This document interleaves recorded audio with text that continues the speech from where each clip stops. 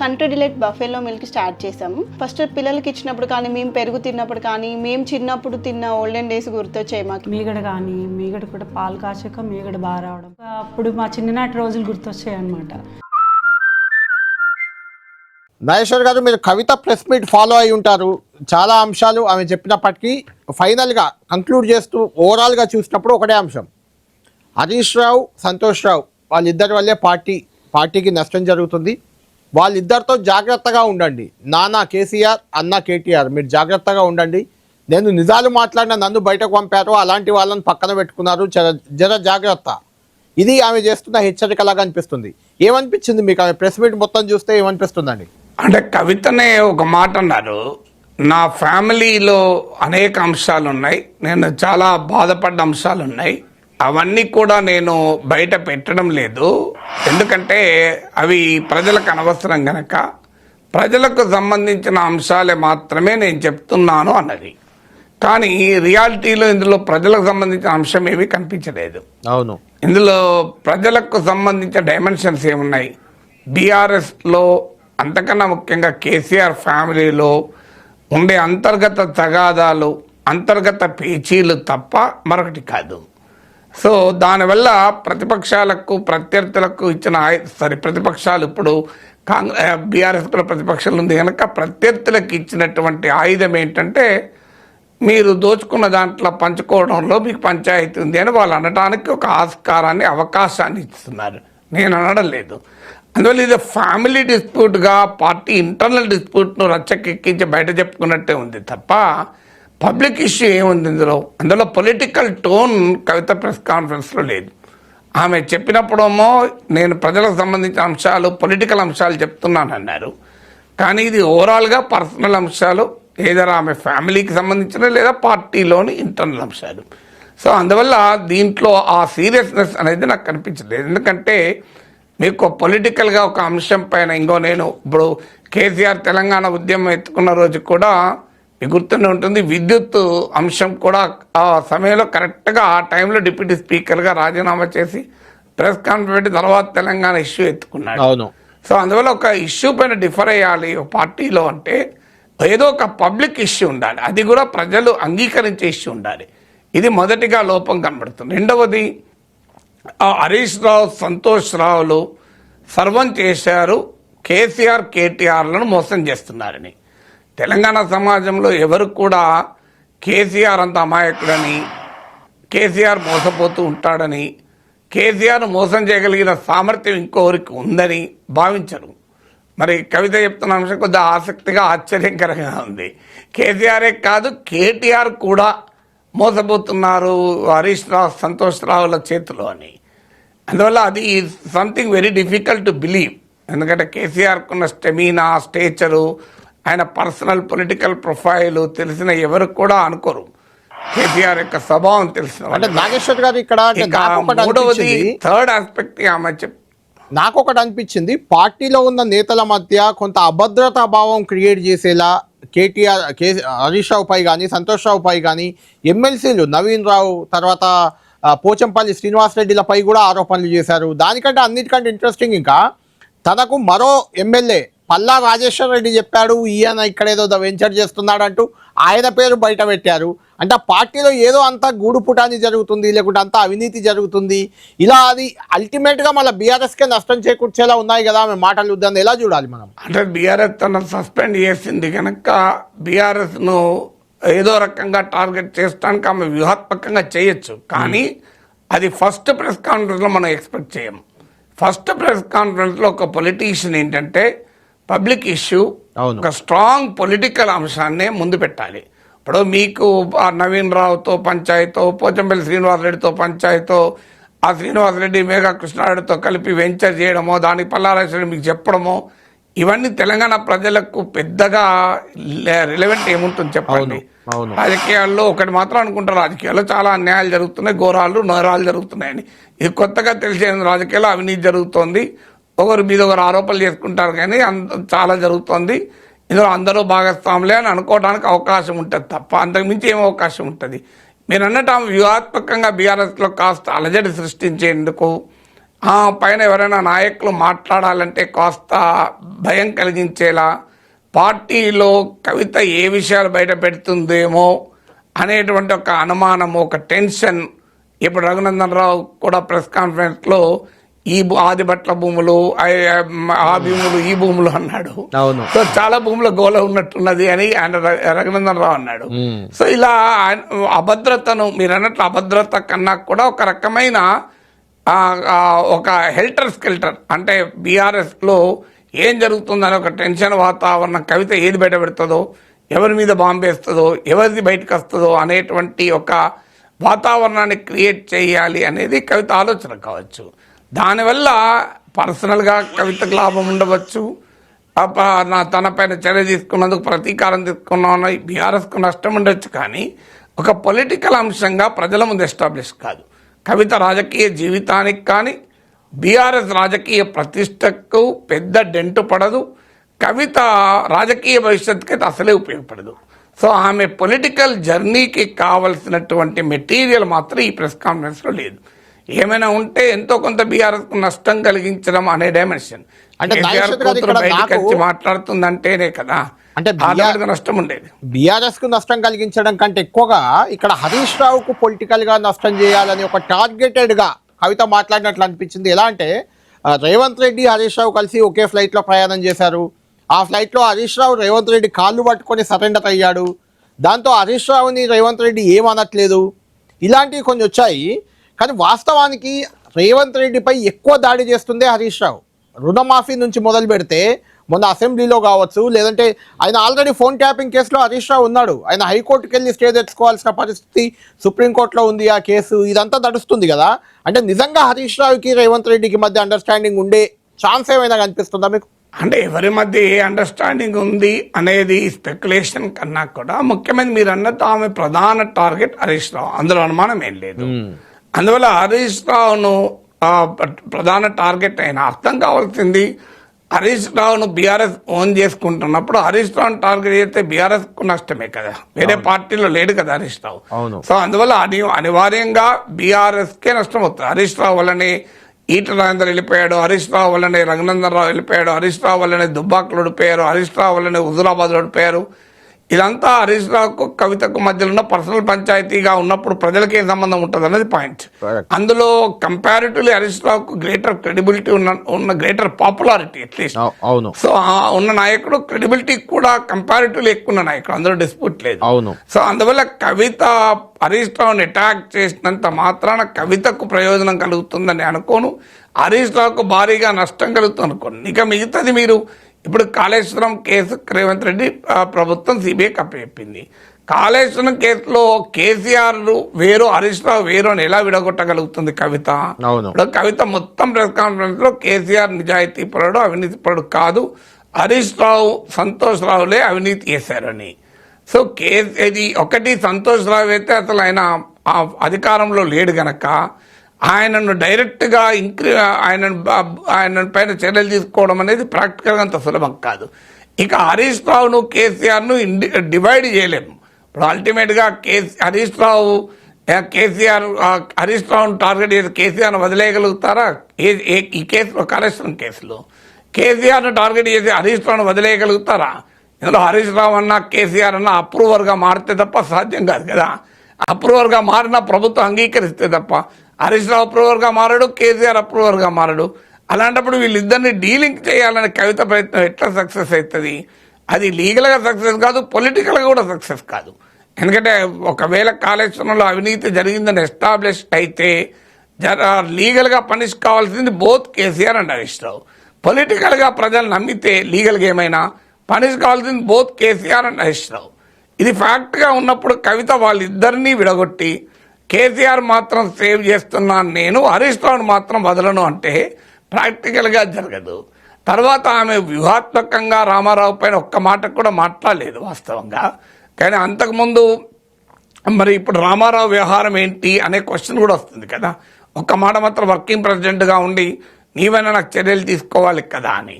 అందువల్ల ఆమె వ్యూహాత్మకంగా కేసీఆర్ కేటీఆర్ల వైపు తానున్నాన్ని, మా ఫ్యామిలీకి హరీష్ రావు ప్రమాదంగా మారాడు అని ఒక ఫ్యామిలీ సెంటిమెంట్ను ప్రజల్లోకి తీసుకెళ్లే ప్రయత్నం చేశారు.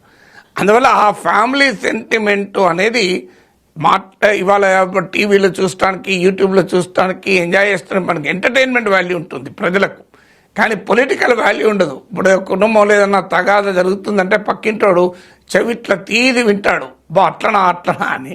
కానీ బియాండ్ పాయింట్ దానికి ఏం వాల్యూ ఉండదు unless there is a political element in it. So అందువల్ల కవిత ఫస్ట్ ప్రెస్ కాన్ఫరెన్స్ చాలామంది ఎక్స్పెక్ట్ చేసింది కవిత పొలిటికల్లీ వెరీ సావీ పర్సనే. ఆమె ఏమీ సాధారణమైనటువంటి మహిళా నాయకురాలేం కాదు. సో కేసీఆర్ కూతురు, అందులో పొలిటికల్లీ సావీ, మూమెంట్ అనుభవం కూడా ఉన్న నాయకురాలు. పీపుల్ కొంత ఎక్స్పెక్టేషన్స్ ఏముండే అంటే Kavitha will deliver a political relevant speech అని, కానీ ఆ పొలిటికల్ రిలవెంట్ స్పీచ్ ఇవ్వకపోవడం అనేది డిసప్పాయింటింగ్ అవుతుంది. కేవలం కొంతమంది వ్యక్తుల పైన తనకున్న తీవ్రమైన ఆక్షేపణ చెప్పడం తప్ప. మీరు అన్నట్టు పొలిటికల్ రిలవెంట్ స్పీచ్ ఆ కవిత దాంట్లో లేదు. అయితే కవిత ప్రెస్ మీట్ విన్న తర్వాత నువ్వు బడుగు బలహీన వర్గాల కోసమే పోరాడుతున్నావు కదా, బడుగు బలహీన వర్గాల కోసం పోరాడే పార్టీ ఒకటి ఉంది, అది ప్రజాశాంతి పార్టీ, నువ్వు వచ్చి ప్రజాశాంతి పార్టీలో చేరమని ఒక ఆఫర్ ఇచ్చారు కేఏ పాల్. దాన్ని ఎలా చూడాలి అంటే ఇక్కడ ఎందుకు అడిగానంటే కాదు నేను కేఏ పాల్ సబ్జెక్ట్ ఎందుకు తెచ్చానంటే, కాంగ్రెస్ పార్టీ కవితను మేము చేర్చుకోమని చెప్తున్నారు, బీజేపీ వైపు వెళ్ళను అని కవిత అంటున్నారు. ఇప్పుడు కొత్త పార్టీ కవిత పెట్టే అవకాశం ఖచ్చితంగా ఉంది.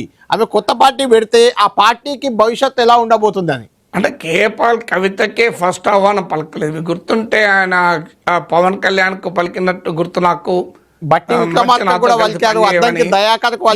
నా గుర్తు గద్దర్ కూడా చేరారు, గద్దర్ వెళ్ళి చేరారు, షర్మిలాకు కూడా అడిగిందేమో,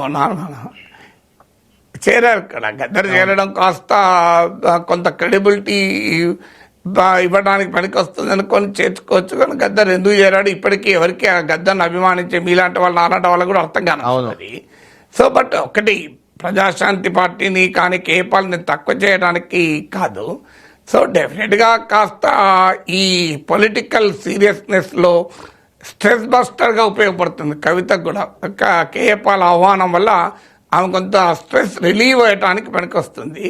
సో అందువల్ల రాజకీయ ఇప్పుడు ఎడిట్ పేజీలో కూడా క్రియేటివ్ మిడిల్ అని మధ్యలో కాస్త ఎంటర్టైనింగ్ గా ఉండేటువంటి ఐటమ్ కూడా ఉంటుంది, అంటే ఎవ్రీథింగ్ సీరియస్ ఉండకుండా ఈ వార్త ఉపయోగపడుతుంది. అంటే నేను అంటున్న పాయింట్ ఏంటంటే జనరల్ గా ఒక ఈ స్థాయి, కానీ ఇక్కడ ఇంకో పాయింట్ ఉంది కళ్యాణ్. ఇక్కడ ఒక ఇంట్రెస్టింగ్ పాయింట్ ఏంటంటే కేఏ పాల్ కూడా పొలిటికల్లీ చాలా పరిజ్ఞానం ఉన్న వ్యక్తే. చాలా మంది ఆయన ఏదో ప్యాకాటలో జోకర్ లాగా తీసేస్తారు, కానీ మీకు ఆయన ప్రజెంటేషన్, ఆయన చెప్పే విధానం కాస్త ఎంటర్టైనింగ్గా ఉన్నా ఈ also knows politics in and out, అందులో అనుమానమే లేదు. ఎందుకంటే ఇవాళ ఆయన కొత్త డైమెన్షన్ కూడా తీసుకొచ్చాడు. ఇంతవరకు ఏ పొలిటీషియన్ తీసుకురంది జూబ్లీ హిల్స్ లో పోటీ చేద్దామని. సో అందువల్ల ఇప్పుడు కవిత కనుక పార్టీ పెట్టినా, కవిత బయటికి వచ్చినా, సో కవిత తన రాజకీయ సత్తా చూపాలి అంటే జూబ్లీ హిల్స్ బరిలో దిగడం అనేది ఒక కొత్త డైమెన్షన్ ఆడేది ఇప్పుడు. సో ఇంతవరకు ఎవరు అనండి డైమెన్షన్ కేఏ పాల్ పట్టుకొచ్చాడు. రేపటి నుంచి అది బహుశా ఎక్కడో కన్నా ఇకో అవుతుంది అనుకుంటా. ఏం కవిత మరి ఇది తాను తేల్చుకోవడానికి జూబ్లీ హిల్స్ లో పోటీ చేస్తుంది, ఎలాగో సిట్టింగ్ బీఆర్ఎస్ సీటు. సో అందువల్ల BRS sitting seat BJP Congress లు క్యాప్చర్ చేసుకోవడానికి పోటీ పడతాయి. ఆ సమయంలో తానే అసలు సిసలు కేసీఆర్ వారసురాలు అని ప్రజల చేతనే నిరూపించుకుంటే అంతకన్నా తిరిగేమి ఉండదు కదా. ఎప్పుడైనా అల్టిమేట్గా ప్రజాస్వామ్యంలో కావాల్సింది ఏంటి? అందువల్ల ఆమె ఎమ్మెల్యే కాదు, ఆల్రెడీ ఎమ్మెల్సీగా రాజీనామా చేస్తున్నారు కనుక జూబ్లీ హిల్స్ బరిలో నిలబడడం అనేది ఒక ఇంట్రెస్టింగ్ డైమెన్షన్. కరెక్ట్. అయితే నాగేశ్వర్ గారు ఇక్కడ ఒక పాయింట్ ఏంటంటే, ఈ స్థాయి నాయకురాలు అంటే కేసీఆర్ కూతురు, ఒక ఎంపీ, గతంలో ఒకసారి ఎంపీగా చేశారు, 2 సార్లు ఎమ్మెల్సీ, ఇలాంటి నాయకురాలు జనరల్గా పార్టీకి డిఫర్ అయినప్పుడు వేరే వాళ్ళ ఆహ్వానం పలకడం సాధారణంగా జరిగే అంశం. అయితే అటు బీజేపీ రానివ్వమంటుంది, అవినీతి పరులు మాకు వద్దంటుంది, కాంగ్రెస్లో అడిగే పెట్టనివ్వమంటున్నారు, కేఏ పాల్ ఆఫర్ చేశారు అనేది పాయింట్ ఇక్కడ. అంటే ఎందుకు అలా? ఆమెను ఎవరు ఓన్ చేసుకోవట్లేదు, పార్టీలో చేర్చుకోవడానికి సుముఖంగా లేరు పెద్ద పార్టీలు. దీనికి ఎలా చూడాలి దీన్ని? అంటే ఇప్పటికిప్పుడు కాంగ్రెస్ బీఆర్ఎస్ ఎందుకు చేర్చుకోవు అంటే, ఒకటి కవిత వల్ల సిగ్నిఫికెంట్గా తమకు కలిసి వచ్చేటువంటి బలం లేదు. ఎందుకంటే బీఆర్ఎస్లో పెద్దగా ఆమె వెనకాల ఇప్పటికిప్పుడైతే ఏ ప్రముఖ నాయకుడు, ఏ ప్రముఖ పర్సనాలిటీస్ అయితే రాలేదు. రాష్ట్ర వ్యాప్తంగా మీడియా ద్వారా కావచ్చు, ఇతరత్ర మన సమాచారం తెలుసుకున్న రాజకీయ వర్గాల ద్వారా బీఆర్ఎస్లో ఏదో ఒక చీలిక వచ్చి, చిన్న చీలికైనా కవిత వైపు ఒక వర్గం వెళ్ళే వాతావరణం ఎక్కడా లేదు. సో కవిత వెనకాల ఆమెతో పాటు ముందు నుంచి ఉన్న జాగృతి ఫాలోవర్స్ మినహా బీఆర్ఎస్కు సిగ్నిఫికెంట్ డ్యామేజ్ అయ్యేటువంటి పరిస్థితి లేదు. బీఆర్ఎస్ నుంచి సిగ్నిఫికెంట్గా ఒక సెక్షన్ కవిత వెనకాల వస్తేనే వాళ్ళని చేర్చుకోవడం వల్ల బీఆర్ఎస్కో బీజేపీకో లాభం జరుగుతుంది. ఇది మొదటి అంశం. రెండవది ఏంటంటే, కవిత కేసీఆర్ అవినీతే చేయలేదు, కాళేశ్వరంలో అవినీతి జరిగింది కానీ అది కేసీఆర్ కారణం కాదు, హరీష్ రావు కారణం అంటూ ఆమె పొలిటికల్ నెరేటివ్తో వస్తే అది బీజేపీ కాంగ్రెస్ పొలిటికల్ నెరేటివ్కు పూర్తి విరుద్ధం. కాంగ్రెస్ అయినా ఈ బీజేపీ అయినా ఏం చెప్తుంది, కేసీఆరే దీనికి కర్త కర్మ క్రియ కదా. సో చెప్పేది అది కదా. సో కవిత చెప్పే పొలిటికల్ నరేటివ్ను ఒప్పుకుంటే కాంగ్రెస్ బీజేపీలో వాళ్ళ నరేటివ్ దెబ్బతింటుంది. సో వాళ్ళకి శత్రువు హరీష్ రావు కాదు, కవితకు శత్రువు హరీష్ రావు, వాళ్ళకి శత్రువు కేసీఆర్. శత్రువు అన్న ప్రత్యర్థి అని ఏదన్నానండి. సో మీకు బీఆర్ఎస్ అయినా కాంగ్రెస్ అయినా బీజేపీ అయినా కేసీఆర్తో కొట్లాడాలని కోరుకుంటే తప్ప హరీష్ రావుతో కొట్లాడాలని కోరుకోరు. కవిత కేసీఆర్తో కొట్లాడటానికి కలిసి వస్తున్న నా నాయకురాలు కాదు, హరీష్ రావుతో కొట్లాడటానికి కలిసి వస్తున్న నాయకురాలు, నాట్ ఈవెన్ కేటీఆర్. అందువల్ల కేటీఆర్లతో పోరాటం చేయని కవితను కాంగ్రెస్ పార్టీ బీజేపీ చేర్చుకొని తమ నరేటివ్ను తామే పంక్చర్ చేసుకొని, ఇది రెండవది. మూడవది ఏంటి అంటే, ఆమె బయట ఉంటేనే, అంటే కాంగ్రెస్లో బీజేపీలో చేరితే మరుక్షణం బీఆర్ఎస్లో ఆమె క్రియేట్ చేసే ప్రకంపనలు ఏమీ ఉండవు. ఎందుకంటే the moment you join rival పార్టీలు చేరితే బీఆర్ఎస్ శ్రేణులకు ఏమనిపిస్తుంది, ఆమె ఏదో బీఆర్ఎస్ను కాపాడటానికి కేసీఆర్ను కాపాడటానికి కేటీఆర్ భవిష్యత్తు కొరకు చేస్తున్న పోరాటం అని అనుకోరు కదా. ఒకదాన్ని ప్రత్యర్థి పార్టీలు వచ్చారు, ఇప్పటికే ప్రత్యర్థులకు ఆయుధాలు ఇచ్చారని బీఆర్ఎస్ శ్రేణులు మండిపోతున్నాయి. ఎందుకంటే కాళేశ్వరంలో అవినీతి జరిగిందని కాంగ్రెస్ బీజేపీలు చెప్పిన దానికి కవిత వ్యాఖ్యలు బలాన్ని చేకూర్చాయని. ఇక అలాంటప్పుడు ఇప్పుడు ఆమె కాంగ్రెస్లోనూ బీజేపీలోనూ చేరితే బీఆర్ఎస్లో డ్యామేజ్, ఆ జరిగే కొద్దిపాటి డ్యామేజ్ కూడా క్లోజ్ అయిపోతుంది. కాంగ్రెస్ బీజేపీలు ఏం కోరుకుంటాయి, కవిత వల్ల బీఆర్ఎస్లో ఎంత వీలైనంత ఎక్కువ డ్యామేజ్ జరగాలి, ఆమె ఇలాంటి ఒక 5-6 ప్రెస్ కాన్ఫరెన్స్లు పెట్టి బీఆర్ఎస్ అంతర్గత తగాదాలను, కేసీఆర్ కుటుంబంలోని అంతర్గత తగాదాలన్నీ బయట వేయాలి, ఆ బీఆర్ఎస్ వాళ్ళు తమ బురదను తామే చల్లుకోవాలి. కవిత ఇవన్నీ మాట్లాడుతున్నప్పుడు అనివార్యంగా కవిత పైన అవినీతి ఆరోపణలు, ఇప్పుడు కవిత ఇస్తున్నది అత్తున్నదని ఆమె చెప్పాలి. వీళ్ళిద్దరు ఇట్లా మాట్లాడుకున్న మధ్యలో రంగనందన్ రావు వచ్చి అక్కడ భూములు ఇక్కడ భూములు అనే మాట పెట్టినప్పుడు దానికి ఆన్సర్లు చెప్పాలి. ఇదంతా జరిగితే బీఆర్ఎస్లో రచ్చ పెరగాలని కోరుకుంటారు తప్ప కాంగ్రెస్ బీజేపీలు ఇప్పుడు కవితను చేసుకుని ఆ రచ్చ క్లోజ్ చేయరు. నాలుగవది, ప్రజల్లో ఏ రకంగా రియాక్ట్ అవుతారో తెలియదు. అయ్యో పాపం కేసీఆర్ ఫ్యామిలీని చీల్చారు, కేసీఆర్ ఫ్యామిలీలో చిచ్చు పెట్టారు, పచ్చని సంసారంలో చిచ్చు పెట్టారని ప్రజలు భయం కూడా కాంగ్రెస్ బీజేపీలకు ఉంటుంది. ఫ్యామిలీ సెంటిమెంట్ మన దేశంలో ఎక్కువ కదా. ఇక్కడ ఒక పాయింట్ ఏంటంటే, నిజానికి విపక్షాలు కాదు చిచ్చు పెట్టింది. ఇప్పుడు ఒక రకంగా ఫ్యామిలీలో కవితే చిచ్చు పెట్టినట్టుగా అనిపిస్తుంది. ఎందుకంటే సంతోష్ రావుని హరీష్ రావుని వేరుగా చూపిస్తుంది, కేటీఆర్ని వేరుగా చూపిస్తుంది. కవిత వీళ్ళంతా ఒకే ఫ్యామిలీ, చిన్నమ్మ పెద్దమ్మ కొడుకులు, చిన్నాన్న పెద్దనాన్న కొడుకులు, ఇలాంటి వాళ్ళే కదా వీళ్ళంతా. రిలేటివ్ చాలా దగ్గర రిలేషన్, బ్లడ్ రిలేషన్. ఇప్పుడు చిచ్చు ఎవరు పెట్టారంటే కవిత పెట్టినట్టుగా అనిపిస్తుంది కదా ఇక్కడ. కరెక్ట్గా, అందుకే నేను అన్నది, ఇప్పుడు ప్రజలు అనుకుంటే కవితన్న పెట్టింది లేదా కవితకు అన్యాయం జరిగింది, ఈ రెండే రకాలు అనుకుంటారు. అవును, అంటే ఇప్పుడు ఒక్కసారి కాంగ్రెస్ బీజేపీ ఆమెను చేర్చుకుంటే ఆటోమేటిక్ గా ఇది కవిత పెట్టింది అనుకోరు కదా. ఏ పార్టీలు చేరితే ఆ పార్టీ పెట్టింది అనుకుంటారు. ఇప్పటికే దీని వెనకాల రేవంత్ రెడ్డి ఉన్నాడని రఘునందన్ రావు ఆరోపణ, మరి కొంతమంది ఆరోపణ లేదు, దీని వెనకాల బీజేపీ ఎందుకు ఉండకూడదు అని విశ్లేషణ, ఇవన్నీ జరుగుతున్నటువంటి క్రమంలో సహజంగా ఇప్పుడు ఆమెను పార్టీలో ఎవరు చేర్చుకుంటే వాళ్ళే ఈ కేసీఆర్ కుటుంబంలో పచ్చని సంసారంలో చిచ్చు పెట్టిన వాళ్ళే అవుతారు కదా. ఇప్పుడైతే ఇప్పుడు వాళ్ళ బాధ్యత లేదు, అది పార్టీలో అంతర్గత గొడవలయ్యా, వాళ్ళ కుటుంబ గొడవలు, మాకే సంబంధం అని రాయల్గా ఉండొచ్చు. వెనకాలకెళ్ళి ఏదైనా స్టీరింగ్ తిప్పే అవకాశం ఎవరైనా ఇస్తే తిప్పడానికి ఏ రైవల్ ఊరుకోరు. ఖాళీగా ఎందుకు కూర్చుంటారు? రాజకీయ పార్టీలు ప్రేక్షక పాత్ర కూర్చొని ఉండవు కదా. అవకాశం ఉంటే తమ పొలిటికల్ ఇంజనీరింగ్ తాము చేసే ప్రయత్నం చేస్తారు. కానీ ఇప్పుడైతే ఎవరైనా అనుకుంటే కవిత పంచాయతీ అని కవితను సమర్థించే వాళ్ళు హరీష్ రావు సంతోష్ రావుల వల్ల జరిగిందని కవిత సమర్థించే వాళ్ళు అనొచ్చు. కవిత ఇదంతా బయటపెట్టి అన్యాయంగా పార్టీని ఫ్యామిలీని రోడ్డు మీదకి ఇచ్చిందని ఆమెను వ్యతిరేకించాలనుకోవచ్చు. కానీ ఆ మూల్యం ఆ బిల్లు కవిత కట్టాలన్న బిల్లును బీజేపీ కాంగ్రెస్ ఎందుకు కడతాయన్నది కూడా క్వశ్చన్ కదా. అఫ్ కోర్స్ ఆమె కూడా ఏ పార్టీ అన్నిటికీ మించి ఆమె కాంగ్రెస్ పైన పొలిటికల్ అటాక్ చేస్తోంది, బీజేపీ పైన కూడా పొలిటికల్ అటాక్ చేస్తుంది కదా. అదే ఏ పార్టీలో చేరను అని చెప్తున్నారు అంటే సొంత పార్టీ పెట్టే అవకాశం కనిపిస్తుంది ఒకటి.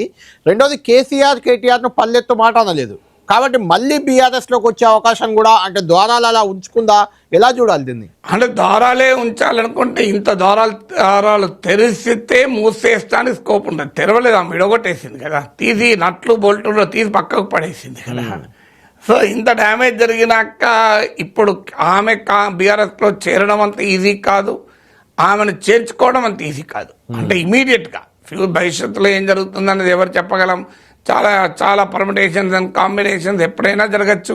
కవిత తిరిగి బీఆర్ఎస్కే వస్తుందా, కాంగ్రెస్లో చేరుతుందా, బీజేపీలో చేరుతుందా, రాజకీయాల్లో ఎనీథింగ్ ఈజ్ పాసిబుల్. అది సమస్య కాదు. పాలిటిక్స్ ఇట్ సెల్ఫ్ ఇది ఆర్ట్ ఆఫ్ పాసిబుల్ అంటారు కదా. సో అందువల్ల కానీ ఇప్పటికిప్పుడైతే ఆమె చేరడము సాధ్యం కాదు, ఆమెను చేర్చుకొనడము సాధ్యం కాదు. ఎందుకంటే ఆమె క్రియేట్ చేసినటువంటి రచ్చ సో అది బియాండ్ రీకన్సిలియేషన్. అంటే నీకు సర్దుబాటుకు దాటి ఆ స్టేజ్ దాటిపోయింది కదా. సో అందువల్ల అదంతా అందులో ఇప్పుడు ఆమె ఇంకా ఏమైనా ఉంటే ఈ రచ్చను పెంచగలగాలి తప్ప తగ్గించడానికి అవకాశమే లేదు. మనకు తెలియని ఆమె డిమాండ్లను ఏదైనా పార్టీ నాయకత్వం లేదా కేసీఆర్ తండ్రిగా మీట్ కావడానికి ఒక ప్రెషర్గా పనిచేస్తుంది అంతే తప్ప ఇప్పటికిప్పుడు ఆమె చేరాలనుకోవడమో చేర్చుకోవడం జరగదు. తర్వాత ఇదేమి చివరి ప్రెస్ కాన్ఫరెన్స్ కాదు, ప్రాసెస్లో ఆమె ఇప్పుడు వ్యూహం అయితే అట్ ప్రజెంట్ వ్యూహం తనను కేటీఆర్ పంపలేదు, మా అన్న మంచి వాళ్ళే, వాళ్ళను హరీష్ రావు సంతోష్ రావు లాంటి వాళ్ళు ఇన్ఫ్లుయెన్స్ చేశారు, మా నాన్న ప్రతిష్టను మా అన్న భవిష్యత్తును కాపాడటం కొరకే నేను ఆరాటపడుతున్నాను అని చెప్పడం. ఈలోగా రాజకీయ ఆమె చెప్పింది కదా, ఒక ఇండికేషన్ కూడా ఇచ్చింది, నేను మూమెంట్ నుంచి వచ్చాను మళ్ళీ మూమెంట్లోకి పోతాను అని. ఈలోగా ఆమె కాంగ్రెస్ బీజేపీలను టార్గెట్ చేస్తూ తన యాక్టివిటీస్ అయితే కొనసాగిస్తుంది. ఎందుకంటే పబ్లిక్ లెజిటిమసీ కొరకు ప్రయత్నం చేస్తుంది. ఆ ప్రాసెస్లో ఎక్కడైనా మళ్ళీ కన్వర్జెన్స్ పాయింట్ ఉంటే ఉండవచ్చు. ఎందుకంటే ఆమె ఇప్పటి వరకు చాలా మంది ఊహించింది ఏంటంటే కేటీఆర్ను కూడా టార్గెట్ చేస్తాను ఊహించారు. ప్రెస్ కాన్ఫరెన్స్ లో ఆమె నిన్న అంతకుముందు హరీష్ రావు సంతోషంలో మాట్లాడినా కనీసం కేటీఆర్ను డిఫెండ్ చేయరని అనుకున్నారు. కానీ ఇప్పుడు ఇందులో గమనిస్తే కేటీఆర్ చాలా డిఫెండ్ చేస్తూ మాట్లాడాడు. అవును అన్నా నువ్వు నీ మంచి కొరకు చెప్తున్నా అన్నట్టు మాట్లాడాడు. అవును. అందువల్ల ఆ ఎక్స్పెక్టేషన్ కూడా ఇప్పుడు ఆమె ఉద్దేశం ఒకటి అయి ఉండొచ్చు, తానేదో కేటీఆర్కు రావాల్సిన పదవి తాను కోరుకుంటున్నాను కనుకనే ఈ గొడవ అయింది అని ఎవరైనా అనుకోవచ్చు అని. ఎందుకంటే అంతకుముందు వచ్చిన గొడవ ఏంటి అదే కదా, కేసీఆర్ వారసత్వం కొరకు ముగ్గురు కొట్లాడుకుంటున్నారు. ఈ రజతోత్సవ సభ అప్పుడు ఓన్లీ కేటీఆర్ పెట్టారు అనేది కూడా అదే మాట్లాడింది, లెక్కలో కూడా రాసింది, ఓన్లీ కేటీఆర్ సెంట్రిక్ గా నడిచింది అని కూడా అప్పుడు. అయితే అందుకే ఇప్పుడు వ్యూహంగా ఆమె తానేదో పదవుల కొరకు ఈ పని చేస్తున్నాను, తన పర్సనల్ ఇంట్రెస్ట్లతో చేస్తున్నాను అని ప్రజలకు వెళ్ళకూడదు అని ఒక ప్రయత్నం చేసినట్టుగా కనబడుతోంది. అంటే భవిష్యత్తులో ఆమె దాడి ఎటువైపు పోతుంది. ఇంకోటి కూడా ఏంటంటే ఈ మొత్తం ఎపిసోడ్లో కేటీఆర్ ఎక్కడ కవితపై రియాక్ట్ కాలే.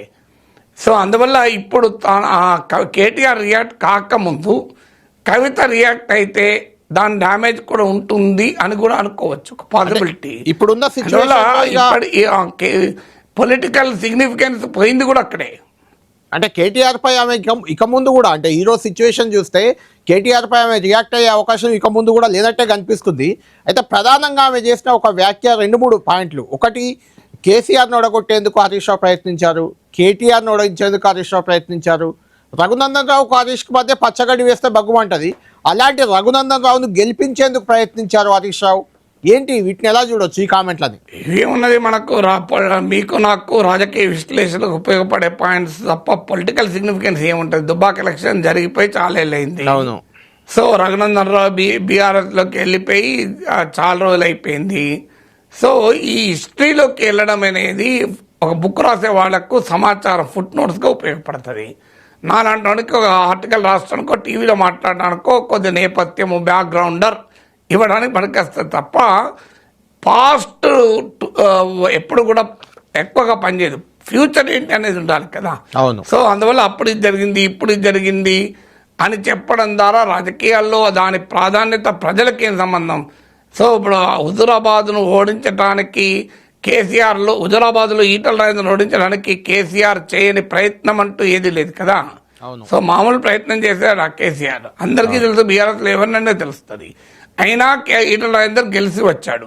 సో అది కూడా హరీష్ రావే ఈటల రాజేందర్ గెలిపించాడు అనేటువంటి ఒక ఆర్గ్యుమెంట్ ఆమె పెట్టింది. కానీ మనందరికీ తెలిసింది కేసీఆర్ భూమి ఆకాశాలు ఏకం చేశాడు ఈటల రాజేందర్ ఓడించడానికి. ఎందుకంటే అది చాలా నష్టం కూడా కలిగించింది. ఓడిపోతానని అనుకోలే. హరీష్ రావు కూడా అక్కడే మకాం వేశారు. ఈటల రాజేందర్ కు హరీష్ రావుకు అక్కడే చెడింది. ఆయన ఒక డైలాగ్ కొట్టారు, మీకు గుర్తుండే ఉంటది. ఈటల రాజేందర్ మామ ఏది చెప్తే అది చేసే ఒక బానిసలాగా మారిపోయిండు హరీష్ రావు అని కూడా చెప్పాడు. అది ఒకటే కాదు, ఒకవేళ నిజంగానే హరీష్ రావు కనుక కేసీఆర్ కోరుకున్న లక్ష్యానికి అనుగుణంగా పనిచేయకపోతే కేసీఆర్ అంత అమాయకుడు హరీష్ రావు పక్కన తీసిపడేది ఇంకొని మోస్తాడు. సో ఇప్పుడు ఈటల రాజేందర్ను ఎట్టి పరిస్థితుల్లో కేసీఆర్ ఓడించాలని ప్రయత్నం చేసింది అందరికీ తెలుసు. ఆ ఎట్టి పరిస్థితుల్లో ఓడించడానికి అది డెలివరీ చేయగలిగే కెపాసిటీ హరీష్ రావుకు ఉందని పంపారు. లేదు హరీష్ రావు మళ్ళీ ఎవరితోనూ కుమ్మక్కాయ పనిచేస్తున్నాడు అనుకుంటే హరీష్ రావు రిప్లేస్ చేస్తారు కదా. ఉండేవాడు కదా అక్కడ. చూస్తే కేటీఆర్ అవసరం అయితే కేసీఆర్ అంత అమాయకుడు. కేసీఆర్కి ఏమీ తెలియదు. కేసీఆర్ కాళేశ్వరంలో ఏం జరుగుతుందో తెలియదు, హుజూరాబాద్లో ఏం జరుగుతుందో తెలియదు. పాప ఆయన చాలా మంచివాడు. కానీ వీళ్ళందరూ కలిసి నాశనం చేస్తాను నరేటివ్ జనాలు మంచి జరిగినా చెడు జరిగినా అది కేసీఆర్ ఖాతాలో పడుతుంది. అంటే మొత్తం విన్న తర్వాత ఏమనిపించింది అంటే కొంతమందికి వస్తున్న అనుమానం, మీరు చెప్పాలి అది క్లారిటీగా. అది కేసీఆర్ కేటీఆర్ ఓకే నాయకత్వానికి, హరీష్ రావు ఎవరు, మా కుటుంబం కాదు అతను మధ్యలో వచ్చి మా పార్టీలో ఏదో చెలాయిస్తున్నాడు, హరీష్ రావు ప్లేస్ లో నేను కదా ఉండాల్సింది అదే ఫీల్ ఏమైనా కవితకు ఉంది అని అనుకుంటున్నారా? అది ఒకవేళ అలా ఉండేంత అమాయకత్వం కవితకు ఉందని నేను అనుకోను. కవితకు తెలియదు హరీష్ రావు రోల్ ఏంటి బీఆర్ఎస్ ఎవల్యూషన్లో. అఫ్కోర్స్ కవిత అలా తగ్గించాలని చూడొచ్చు, ఆయన వెంటనే 8-9 ఏళ్ల తర్వాత వచ్చాడు అని. సో హరీష్ రావుకున్న ప్రొఫైల్ కవితకు తెలియంది కాదు. సో అందువల్ల హరీష్ రావు ప్లేస్లో ఆమె రావాలని కూడా కోరుకుంటే ఏమొస్తుంది ఆమెకు? హరీష్ రావు ప్లేస్ ఏమన్నా వస్తే కేటీఆర్ ప్లేస్ రావాలని కోరుకుంటుంది తప్ప, అయినా కేసీఆర్ ఉండగా ఈ ప్లేస్లు ఏవి ఉండవు. మీరు గుర్తుంచుకోండి, షర్మిల కూడా ఎప్పుడు రాజశేఖర్ రెడ్డి ఉండగా జగన్తో పంచాయతీ ఏం లేదు కదా. సో చాలా రోజుల తర్వాత కదా పంచాయతీ.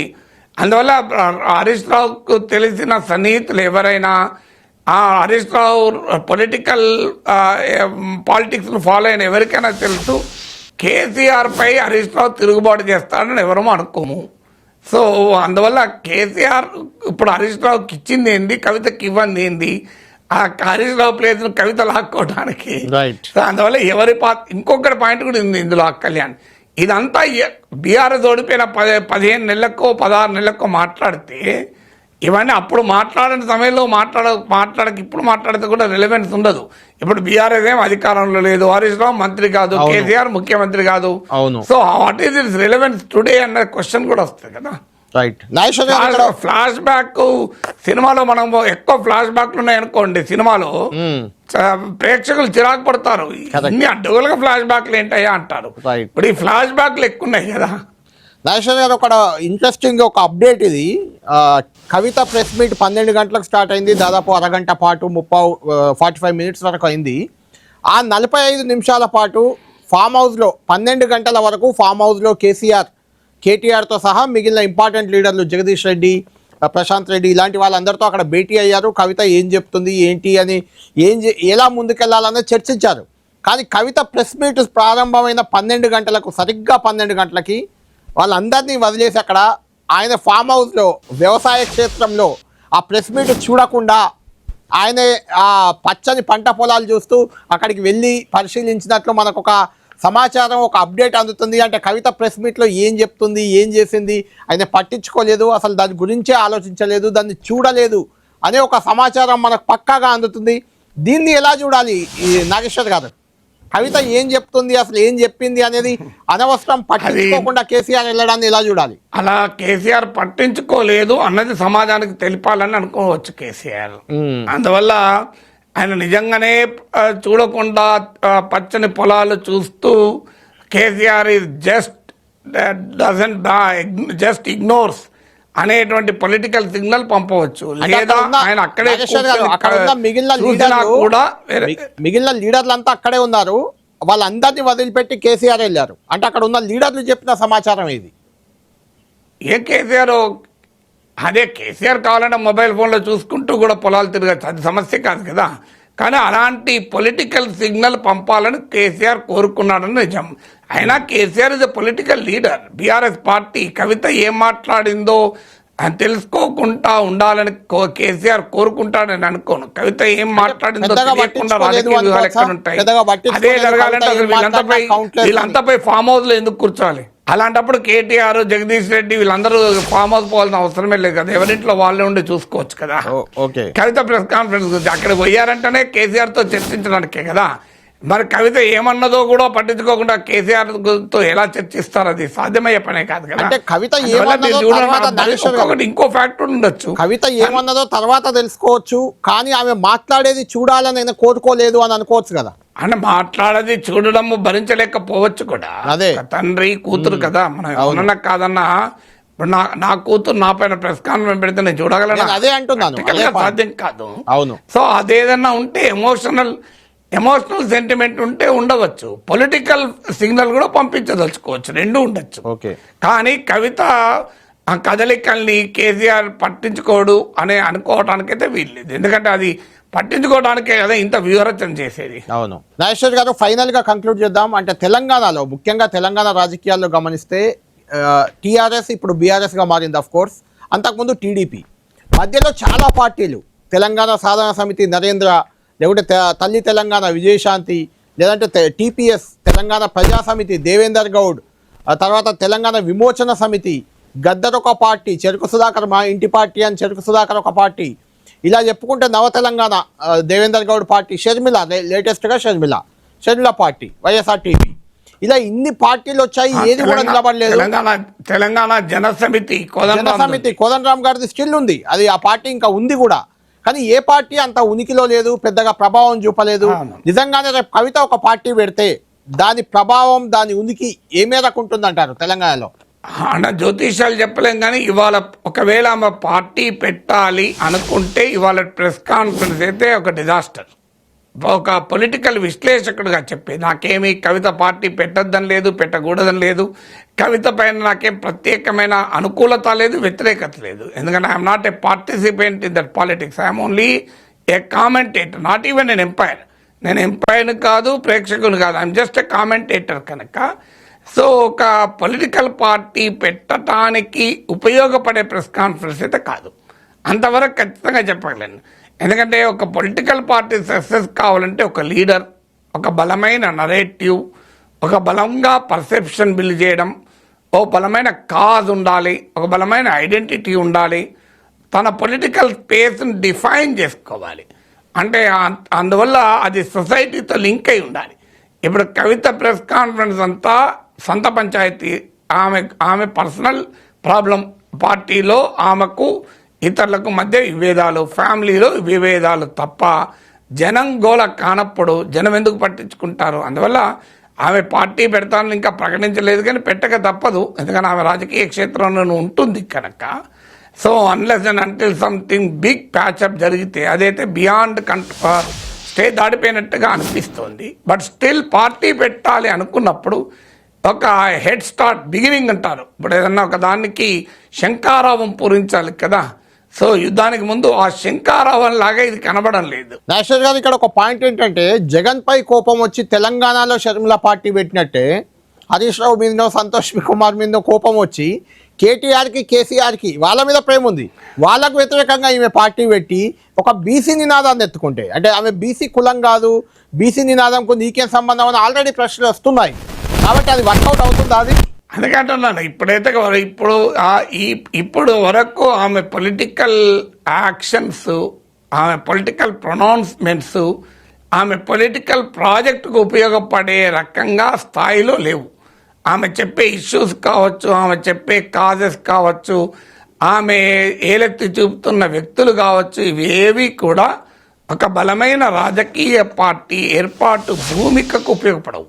ఎందుకంటే దేవేంద్ర గౌడ్ లాంటి వాళ్ళు చంద్రబాబు నాయుడు నాయకత్వంలో తెలుగుదేశంలో తెలంగాణకు అవకాశం లేకుండా పోతుంది అని ఒక బలమైన అస్తిత్వాన్ని ఆయుధంగా మార్చుకుని పార్టీ పెడితేనే సాధ్యం కాలే కదా. సో దేవేంద్ర గౌడ్ టీడీపీ నుంచి ఎందుకు వచ్చారు? టీడీపీలో తెలంగాణ పదవి నిషేధించారు, అందుకే తాను బయటకు వచ్చాను అన్నాడు కదా. సో అందువల్ల ఒక బలమైన ఐడెంటిటీ, బలమైన భూమిక లేకుండా రాజకీయ పార్టీలు ఎక్స్పెరిమెంట్, పొలిటికల్ స్టార్టప్ సక్సెస్ కావు. సో ఈ ప్రెస్ కాన్ఫరెన్స్ అందుకు ఒక బిగినింగ్గా ఉండగలగాలి. సో ఆమె కాస్త ఆ మోర్ ప్రిపేర్డ్గా, మోర్ స్ట్రాటజిక్గా ఒక ఎవాల్వ్ చేసుకున్నాక ప్రెస్ కాన్ఫరెన్స్ పెట్టాల్సిందే. ఆదరాబాదరాగా ఇప్పుడు ఈ ప్రెస్ కాన్ఫరెన్స్ పెట్టిన తీరు డెఫినెట్గా పొలిటికల్ ప్రాజెక్ట్గా మాత్రం ఉపయోగపడదు. కానీ ఒకదానికి ఆమెను అప్రిషియేట్ చేయాలి. బీఆర్ఎస్ ద్వారా వచ్చినటువంటి ఎమ్మెల్సీ పదవికి ఆమె రాజీనామా చేశారు. అవును, ఆమె రాజీనామా చేయమని కూడా ఇంతవరకు ఏ నాయకుడు గట్టిగా నిలదీసింది కూడా ఏమీ లేదు. మళ్ళీ ఆమె గెలవడానికి కూడా స్కోప్ ఉండదు, ఎందుకంటే అది లోకల్ బాడీ సీట్. ఆమె పోనీ ఏదో గ్రాడ్యుయేట్ సీటు, టీచర్ సీటు, నేను రాజీనామా చేశాను మళ్ళీ పోయి ప్రజల్లోకి వెళ్ళి గెలుస్తాననే అవకాశం కూడా లేదు ఆమెకు. అందువల్ల ఆ మేరకు ఆమెను డెఫినెట్గా అప్రిషియేట్ చేయాలి. రాజకీయాల్లో మనం చూస్తున్నాం కదా, ఓ పార్టీలో గెలిచి ఇంకో పార్టీ తరఫున పోటీలు కూడా చేస్తున్నా కూడా రాజీనామాలు చేస్తలేరు కదా.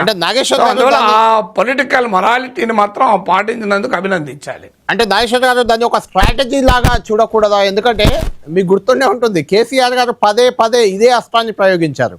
ఎమ్మెల్యే పదవికి, ఎంపీ పదవికి, డిప్యూటీ స్పీకర్ పదవికి, కేంద్ర మంత్రి పదవికి ఇలా రాజీనామాలు చేసి ఉద్యమాన్ని, పార్టీని ముందుకు తీసుకెళ్లిన సందర్భాలు ఉన్నాయి.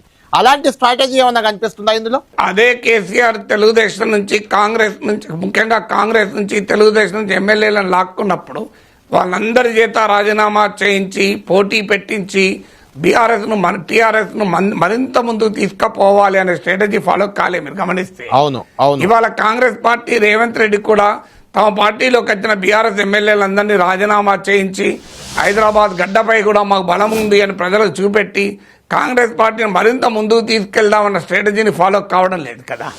అందువల్ల స్ట్రాటజీ కొరకైనా పొలిటికల్ మొరాలిటీ ఫాలో అయితే అభినందించాలి. రాజకీయాల్లో ఉన్న వాళ్ళకి స్ట్రాటజీస్ ఉంటాయి, బట్ ఆ స్ట్రాటజీ కూడా అప్రిషియబులే కదా అంట నేను. రైట్. నాగేశ్వర గారు, ఫైనల్గా ఇంకొక ఇంట్రెస్టింగ్ కామెంట్ కవిత ఇప్పుడు చేసింది, క్లియర్ చేసింది. ఆమె కేసీఆర్ ఫోటోతోనే తాను కార్యక్రమాలను చేపడతాను ఒక కామెంట్ చేశారు. తర్వాత కేసీఆర్కు తాను రాసిన లేఖను ఇప్పటివరకు ఎవరో చెప్పలేదు, పేరు చెప్పలేదు, ఇప్పుడు చెప్పేశారు సంతోష్ కుమారే లీక్ చేశారని. మా కుటుంబంలో నలుగురికి ఫోన్ ట్యాపింగ్ నోటీసులు వచ్చాయి, కేటీఆర్కు సంబంధించిన వారి ఫోన్లు కూడా ట్యాప్ అయ్యాయి. అంటే ఇప్పటిదాకా బయట ఉన్న పర్సెప్షన్ కేటీఆర్ గ్యాంగే అందరి ఫోన్లు ట్యాప్ చేశారు. చివరికి మనం చూసాం ఎంత వివాదమైందో, హీరోయిన్ల ఫోన్లను కూడా ట్యాప్ చేశారంటూ కేటీఆర్పై దుష్ప్రచారం చాలా పెద్ద ఎత్తున జరిగింది. కానీ కవిత ఇప్పుడు చెప్తుంది కేటీఆర్ ఫోన్లు కూడా ట్యాప్ చేశారు, హరీష్ రావు, సంతోష్, శ్రావణ్ వీళ్ళు ముగ్గురు ట్యాప్ చేశారని. ఎలా చూడాలి ఈ వ్యాఖ్యలు, ఎలా చూడాలి? ఆమె టార్గెట్ క్లియర్గా సంతోష్ రావు. అది నిజమా అబద్ధమా అనేది నేను చెప్పను, కానీ అది రాజకీయంగా ఉపయోగపడుతుంది అనే పాయింట్ లేదు అక్కడ. అవును. సో సంతోష్ రావు ఇది నాట్ ఏ పొలిటికల్గా ఒక రాజ్యసభ సభ్యుడే కావచ్చు, కానీ రాష్ట్ర రాజకీయాలను ప్రభావితం చేసే మనిషి కాదు. ఇప్పుడు హరీష్ రావు కేటీఆర్ పైన ట్యాపింగ్ చేశాడన్నా రాజకీయంగా కాస్త వేడెక్కుతుంది, కానీ సంతోష్ రావు పైన ఆరోపణ వల్ల కవితకు జరిగే పొలిటికల్ ప్రయోజనం ఏంటో నాకు ఇప్పటికీ అర్థం కాని అంశం అది.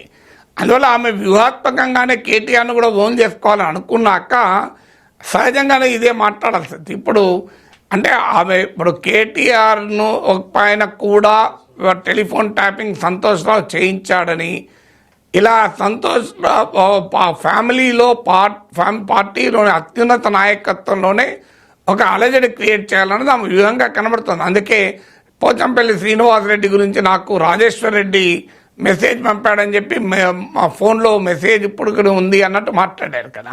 సో అందువల్ల ఒకరికొకరికి ముళ్ళైతే పెట్టింది మాట నిజం.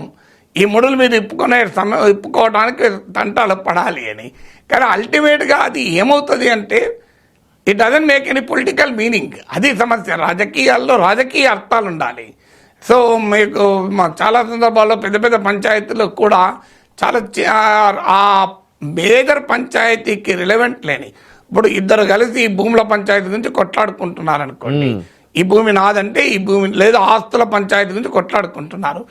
ఆస్తుల గురించి కొట్లాడుకోవాలి కానీ ఇంకా మీ ఇంటికి వచ్చినప్పుడు నాకు ఆ వదిన అన్నం పెట్టలేదు అని మరిదంటే లేదు నేను మీ ఇంటికి వచ్చినప్పుడు నువ్వే కెరియలేదు అని మాట్లాడుకునే ఉపయోగం ఉంటుందా దానివల్ల? సో అందువల్ల నీకు కోర్ ఇష్యూ అండ్ పెరిఫరీ, ఇప్పుడు కవిత మాట్లాడిన అన్ని peripheral issues, core issue touch కాకుండా పాలిటిక్స్ ముందుకు పోవు. ఇదే కవిత ప్రెస్ మీట్ పై, కవిత ఆలోచన విధానంపై, కవిత చేసిన ఒక్కొక్క అంశంపై ప్రముఖ రాజకీయ విశ్లేషకులు ప్రొఫెసర్ నాగేశ్వర్ గారు